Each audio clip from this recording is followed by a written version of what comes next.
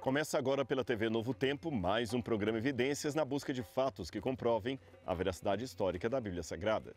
E no programa de hoje vamos continuar aqui no sítio arqueológico de Meguido, para que você possa entender um pouco a história arqueológica desse lugar e a sua relação com a Bíblia Sagrada. Então não sai daí porque Evidências está só começando.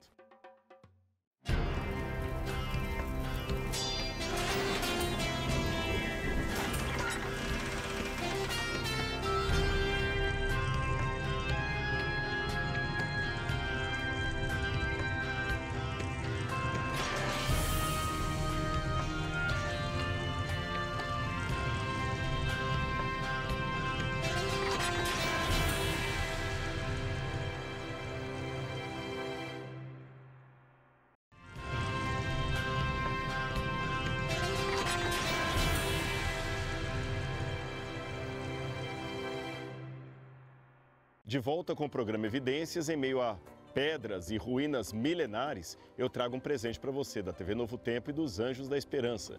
Estou falando do Guia de Estudos Evidências, que traz assuntos importantíssimos relacionados a Deus, teologia, Bíblia Sagrada e muito mais. E sabe quanto isso aqui custa? Nada. É inteiramente grátis. Você pode solicitar através do telefone 0 operadora 12 21 27 3121 ou pelo site biblia.com.br. Se preferir, manda uma mensagem para o nosso WhatsApp que aparece na sua tela ou através do QR Code. Nós queremos mandar um exemplar destes para você.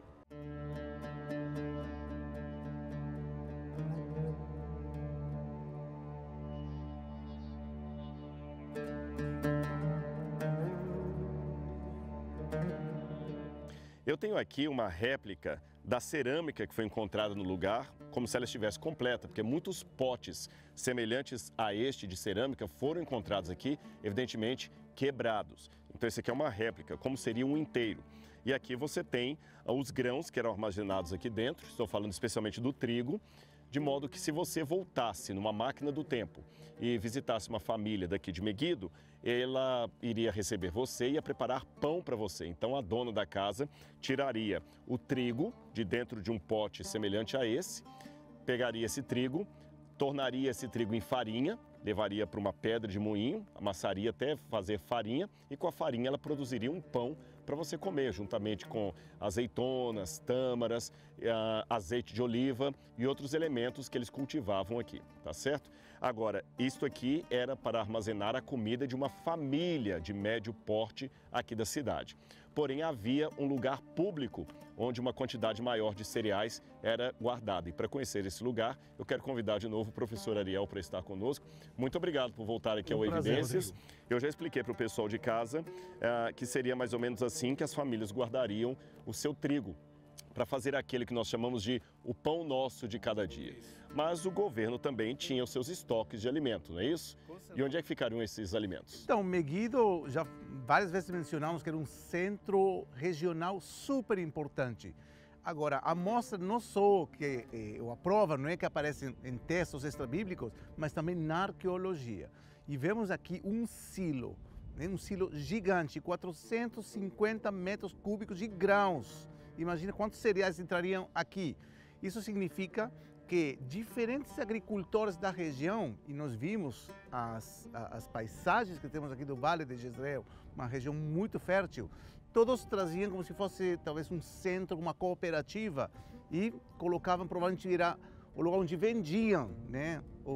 A produção se armazenava aqui nesse silo e provavelmente distribuído, né, em diferentes lugares do país. Ou se produzia pão, como se disse, ou outros produtos. Mas isso, como já disse, esse silo demonstra e prova a centralidade de Meguido como um centro comercial super importante na antiguidade. Ou seja, quando a gente vê na Bíblia sobre cidades celeiro, Meguido seria uma cidade celeiro. E eu não sei se você em casa está tendo a dimensão do tamanho do que ele falou. Está aqui atrás, olha.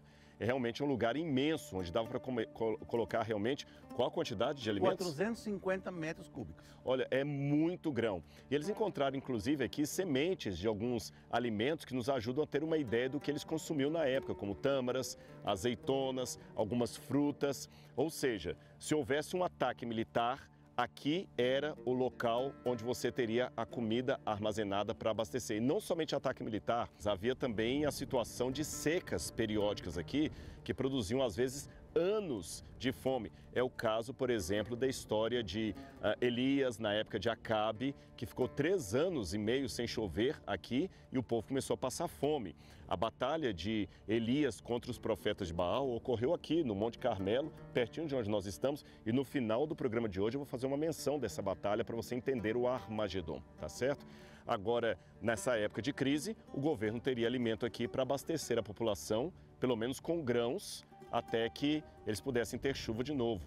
E o grão era importante, pessoal, daqui que eles faziam o pão de cada dia, como diz o Pai Nosso, o pão cotidiano nos dá hoje. Então, realmente, isso nos ajuda a entender como era o dia a dia dos tempos da Bíblia.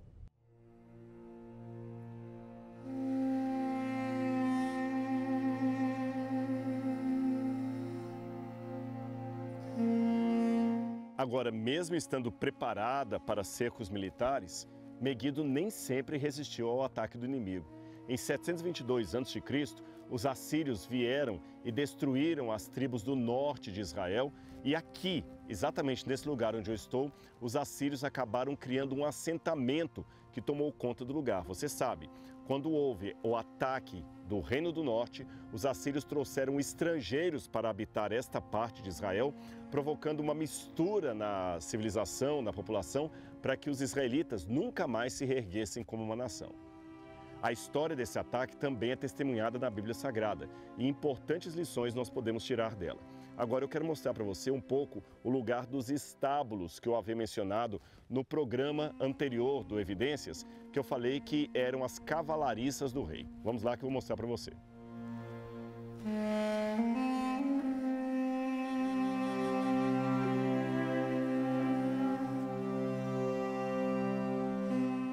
Bom, aqui nós temos vários coxos, ou manjedouras, se você preferir, que eram para animais de grande porte. Você vê que o cavalo ficava aqui e aqui ele comia o alimento, bebia água. Aliás, um trabalho extensivo foi feito nesse lugar, comprovando que aqui realmente era um lugar para estábulo de cavalos. Pelo menos 3 ou 4 foram encontrados aqui em Meguido. Agora, o debate é com relação à data desses estábulos. Quando Igael Yadin escavou aqui pela primeira vez, ele supôs, com base no texto bíblico que menciona as cavalariças de Salomão, que aqui era um lugar onde Salomão guardava os seus cavalos. Posteriormente, no entanto, outros acadêmicos deram uma datação que seria posterior aos dias de Salomão, acreditando que esses estábulos aqui poderiam ser da época de Acabe ou de Jeroboão II. Nós não podemos ainda bater o martelo com relação a qual seria o rei que havia mandado construir esses estábulos e que tinha os seus cavalos aqui como um troféu para ele, porque naquela época uma quantidade de cavalos era como ter na sua garagem uma série de carros importados de Ferrari e Lamborghini para cima. Ou seja, independente de qual for o rei que mandou construir esses estábulos, ele gostava um pouco de ostentação.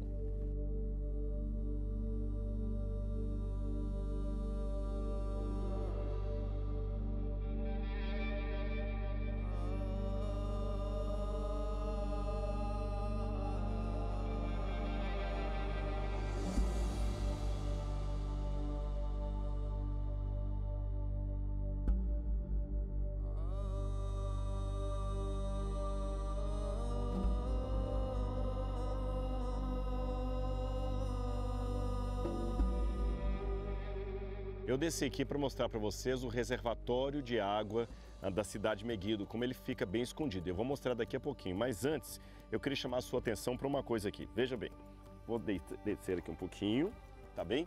Olha, aqui na minha mão eu encontrei um pedaço de osso. Você pode ver que esse osso, aqui você tem justamente a parte que mostra que é um osso mesmo, você tem a terra antiga aqui sobre ele, estão vendo? E esse osso está todo com marcas de queimado. Por estar longe da zona de templos ou de altares, isso aqui não foi um animal morto em sacrifício. Certamente foi algum incêndio que teve aqui nesse extrato, nesse nível. E você ainda tem o resto da cinza aqui. Toda a parte mais escura que vocês estão vendo aqui é de cinzas. E para facilitar o seu entendimento, eu vou pegar um pedaço de cerâmica aqui Aqui, olha, você pode ver que é uma cerâmica realmente do 8º século a.C. e ela tem as marcas de queimado. Tem um outro aqui, ó. Aqui, ó, eu tenho a base, provavelmente de um prato, e você vê que ele tem a marca de destruição por incêndio. Então essa cerâmica e esses ossos guardados num extrato repleto de cinzas mostra que um incêndio aconteceu aqui na cidade por volta do 8º século a.C. Que incêndio seria este? Ora, obviamente, a destruição dos assírios em 722 a.C., quando eles dominaram o Reino do Norte. As pessoas que usavam esse tipo de pote, que vinham aqui para buscar água, para abastecer as suas casas, quem sabe numa situação de proteção em relação ao exército inimigo que estava do lado de fora, foram talvez mortas, receberam flechas, ou seja, a cidade caiu na mão do Império Assírio. Agora, o ponto que me chama a atenção é que se você ler na Bíblia com calma a história da vinda dos assírios para atacar o Reino do Norte, o Reino de Israel, você vê que toda essa briga começou por causa de um problema interno do povo de Deus. Ou seja, o sul, Judá, estava quebrando a aliança, mas o norte, Israel, também estava quebrando a aliança. A capital do sul era Jerusalém, a capital do norte era Samaria. Tanto Samaria quanto Jerusalém tinham reis que eram muitas vezes assim paganizados, que quebravam o acordo com Deus, o pacto, apostatavam, levavam o povo à idolatria. E Deus advertia a estes reis, a esses monarcas e o povo contra os seus pecados, senão os inimigos viriam. Mas, evitando ouvir a orientação de Deus, a advertência dada através dos profetas, eles começaram agora a brigar entre si. O norte reclamando do sul e o sul acusando o norte. Aqui, a parte norte fez uma aliança com a Síria, com S, para atacar Jerusalém. Imagine que tragédia. Irmãos se aliando contra um inimigo do povo de Deus para atacar outros irmãos que estavam no sul. Israel queria o fim de Judá e por isso fizeram este acordo diplomático que foi terrível. Judá, para vingar, fez uma aliança contra o império maior ainda, a Assíria. E é por isso que a Assíria acabou vindo, destruindo o norte. Aí você vê a marca da destruição aqui nestas cerâmicas. E ao mesmo tempo que a Assíria destruiu o norte, ela tornou o sul vassala do seu próprio reino. É a arqueologia ilustrando histórias que a Bíblia apresenta e nos fazendo pensar sobre as brigas que às vezes ocorrem entre o povo de Deus. O grande problema é que muitas vezes, pegando, quem sabe, uma lição de todo este elemento que eu citei para vocês, é que nós, ainda hoje, no século XXI, desconhecendo talvez os problemas do passado, continuamos como eles, brigando entre nós e às vezes trazendo forças de fora para resolver os nossos problemas internos. Nos comportamos como um bando de porcos espinhos numa noite de inverno. Não é nada sábio isto. A história me mostra que esse tipo de atitude no passado não deu muito certo. Mas venha comigo que eu vou mostrar para você agora o reservatório de água de Meguido, onde eles colocavam a água e onde eles iam para buscar a água de maneira protegida em relação ao exército que atacasse a cidade. Vem comigo.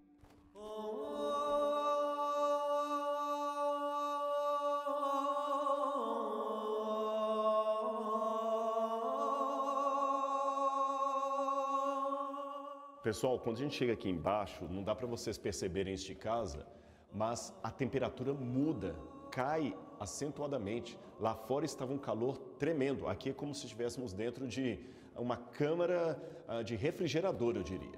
Agora você imagina como eles tinham que cavar a rocha. É lógico que você tem um pouco de concreto moderno aqui, mas você tem a rocha que foi cavada há milênios para preservar o abastecimento d'água lá embaixo.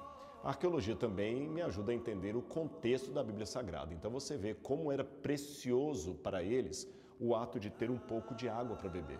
O esforço que eles tinham que fazer para poder buscar a água e poder consumi-la dentro da cidade. Bem diferente de nós hoje, que precisamos apenas abrir uma torneira e nada mais. Com isso fica claro para você passagens da Bíblia onde Jesus fala: eu sou a água da vida, eu darei água de graça. Mas vamos continuar o nosso passeio, porque eu ainda quero falar um pouco sobre eventos históricos que aconteceram aqui em Meguido e sobre a Batalha do Armagedon.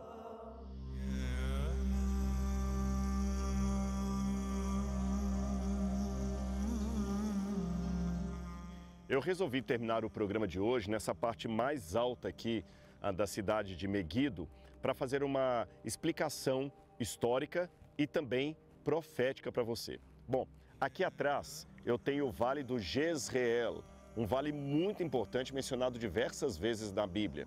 Aqui eu tenho então a cidade de Meguido, que ficava numa elevação. Aqui está o Jezreel, você vê que é um vale muito comprido e ao mesmo tempo ele é muito fértil, há muitas águas aqui.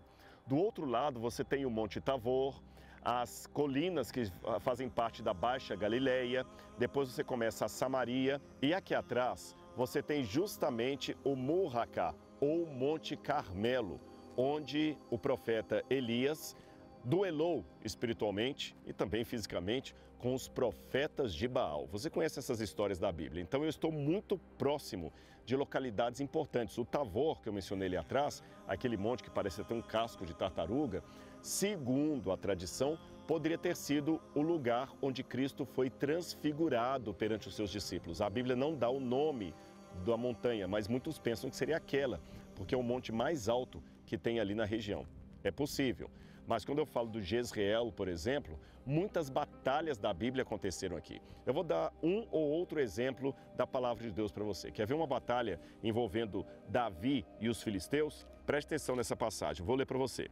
1 Samuel capítulo 29, versículo 1 diz: Os filisteus reuniram todos os seus exércitos em Afeca, enquanto os israelitas acamparam junto à fonte que está em Jezreel. A desconfiança dos filisteus aqui no relato contra Davi e os seus soldados é porque o fato deles se reunirem aqui poderia ser um indicativo de batalha, porque sempre que os exércitos queriam pelejar uns contra os outros, eles usavam esta planície aqui, esse lugar aqui para poder batalharem, porque aqui realmente é um campo aberto, fica muito mais fácil. Agora, além das batalhas, aliás, muitas guerras aconteceram aqui, existe um significado especial sobre esse vale. Como você vê, até hoje é um vale muito fértil. E há uma disputa entre os hebraístas sobre qual seria o significado original da palavra Jezreel no hebraico antigo. Nós não temos uma definição clara, mas muitos acreditam que Jezreel provavelmente signifique algo como o Deus que semeia. Isso estaria ligado com uma promessa que Deus fez ao povo de Israel, que está no livro de Oséias, capítulo 1, versículo 11, que eu vou ler para você. Os filhos de Judá e os filhos de Israel serão reunidos e constituirão para si uma só cabeça. Eles se levantarão da terra, porque será grande o dia de Jezreel. Então parece que é uma promessa bíblica de reunir as tribos, que quando isto foi escrito estavam separadas, o reino de Judá e o reino de Israel, que eles voltariam a se unir e isto seria justamente aqui no Vale do Jezreel. A Bíblia também menciona batalhas que aconteceram aqui e que ceifaram a vida de monarcas judeus. Quer ver? Vamos ler aqui uma delas. Depois de tudo isto, quando Josias já tinha restaurado o templo, o rei Neco, do Egito, subiu para guerrear em Carquemes, junto ao rio Eufrates, e Josias saiu para lutar contra ele. Então Neco mandou mensageiros a ele dizendo: O que você tem contra mim, rei de Judá? Não venho contra você desta vez, mas contra o reino do qual estou em guerra. E Deus disse que me apressasse. Pare de se opor a Deus, que está comigo, para que ele não o destrua. Mas Josias não voltou atrás. Pelo contrário, se disfarçou para lutar contra ele. Não deu ouvidos às palavras que Neco lhe havia falado da parte de Deus e foi lutar no vale de Meguido. Segundo Crônicas, capítulo 35, versículos 20 a 22. Então foi justamente nesse lugar, de acordo com a Bíblia, que Josias acabou sendo morto pelo faraó Neco do Egito, quando os seus soldados acabaram entrando em luta armada contra Josias. O exército de Faraó queria atacar inimigos que estavam no Eufrates, mas para sair do Egito até o local da batalha de Carquemes, eles tinham que atravessar pelo caminho do mar, pela Via Maris, passando por Meguido. Porém, Josias saiu de Jerusalém, vindo até esta região para batalhar contra o Faraó. Infelizmente, nesta guerra, ele perdeu a sua vida. E você vê que nesta passagem a Bíblia se refere ao Jezreel pelo nome de Vale de Meguido. Estamos em Meguido e você tem o vale ali atrás. Agora, existe uma outra relação bíblica muito curiosa que é feita por vários teólogos a respeito desse lugar e a famosa batalha apocalíptica do Armagedon. Eu vou lê-la para você na Bíblia Sagrada. Preste atenção. O sexto anjo derramou sua taça sobre o grande rio Eufrates. As águas do rio secaram para que se preparasse o caminho dos reis que vêm do Oriente. Então vi sair da boca do dragão, da boca da besta e da boca do falso profeta 3 espíritos imundos semelhantes a rãs. São espíritos de demônios, operadores de sinais e se dirigem aos reis do mundo inteiro a fim de ajuntá-los para a batalha do grande dia do Deus Todo-Poderoso. Eis que venho como vem o ladrão. Bem-aventurado aquele que vigia e guarda suas vestes para que não ande nu e não veja a sua vergonha. Então ajuntaram os reis no lugar que, em hebraico, se chama Armagedon. A visão dispensacionalista tem entendido que haverá no futuro uma terceira guerra mundial envolvendo o anticristo, que se ajuntará a reinos como a Rússia e a China para batalhar aqui em Jezreel contra Israel, Estados Unidos e aliados. E que nessa batalha entre o anticristo e Israel será justamente o momento em que se cumprirá a profecia de Apocalipse 16 referente ao Armagedon. Mas eu particularmente tenho uma visão diferente a esse respeito. Se você quiser saber detalhes a respeito dela, eu sugiro que você assista a nossa série especial do programa Evidências sobre o livro do Apocalipse. Ali eu darei muito mais detalhes do que eu vou apresentar de maneira sucinta aqui. O que eu posso dizer, assim, de maneira resumida para você nesse programa, é que, curiosamente, não existe nenhuma montanha de Meguido. É verdade, nós estamos numa elevação aqui da cidade de Meguido, mas ela não é uma montanha, ela é uma tela, ou seja, uma colina feita de escombros de construções de períodos diferentes, mas não é uma montanha, é um vale. Você vê aqui tem o Vale do Meguido, como eu li na passagem bíblica. Não tem aqui nenhuma montanha do Meguido. E por que eu estou falando de montanha? Porque o nome Armagedon em hebraico significa Ar, montanha, Magedon, Meguido, montanha de Meguido. Mas veja, se na verdade Meguido tem um vale e não uma montanha, o que seria essa montanha de Meguido que é mencionada aqui na Bíblia? Bom, para entender isso eu preciso lançar mão de algo da geografia dos tempos da Bíblia Sagrada. Você às vezes tinha um acidente geográfico que recebia o nome da região que o abrigava. Por exemplo, a Península do Sinai também emprestou nome para o Monte Horebe, onde Moisés recebe a tábua dos 10 mandamentos e se encontra com Deus na sarça ardente. É por isso que às vezes a Bíblia fala que Moisés subiu o Horebe, noutras vezes fala que ele subiu o Monte Sinai. Na verdade, o nome Monte Sinai é por causa da Península do Sinai. O Mar da Galileia, a mesma coisa. O seu nome era Mar de Tiberíades, mas ele também é chamado de Mar da Galileia porque ele fica na região da Galileia. Portanto, deveria haver alguma montanha aqui em redor que receberia o nome de Montanha de Meguido, porque está na região de Meguido. Percebeu? E qual seria esta montanha? Bom, eu fiz referência agora no início da minha fala ao Monte Carmelo, que está bem aqui à minha frente. E o que houve no Monte Carmelo?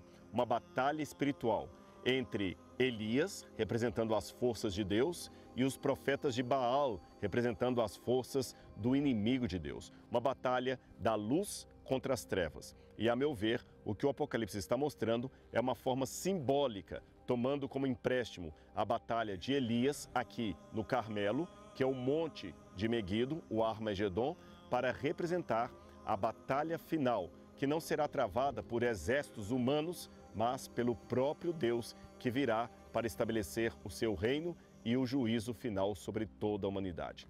Que a volta de Jesus não ocorrerá em meio a batalhas, está claro quando o apóstolo Paulo diz: quando andarem dizendo paz e segurança, lhes virá repentina destruição. Jesus também falou que, embora houvesse antes da sua volta guerras e rumores de guerras, o dia da volta de Cristo seria um dia de aparente calma para a humanidade. Muitos estarão casando-se, dando-se em casamentos, em festas, e não perceberão até que o Cristo venha, assim como aconteceu nos dias anteriores ao dilúvio. Portanto, quando nós pegamos várias passagens da Bíblia, o que dá a entender é que o anticristo estabelecerá um reino de aparente paz na terra, de aparente calmaria. Ele dominará o mundo inteiro. Os únicos que se oporão ao anticristo serão aqueles representados pelos 144 mil selados de Apocalipse capítulo 7, o povo remanescente, e não um país com a sua hoste militar, com seus exércitos, tá certo? Portanto, na minha interpretação, a batalha do Armagedon, que toma esse lugar como empréstimo, é a batalha final de Deus contra o diabo e não necessariamente algum tipo de guerra praticada por exércitos humanos. Bom, com isso eu tenho que terminar o programa de hoje. Eu espero que você tenha gostado, mas semana que vem a gente continua com a nossa série especial aqui em Israel, trazendo um pouco da arqueologia e da Terra Santa para o seu conhecimento da Bíblia Sagrada. Um grande abraço e até lá!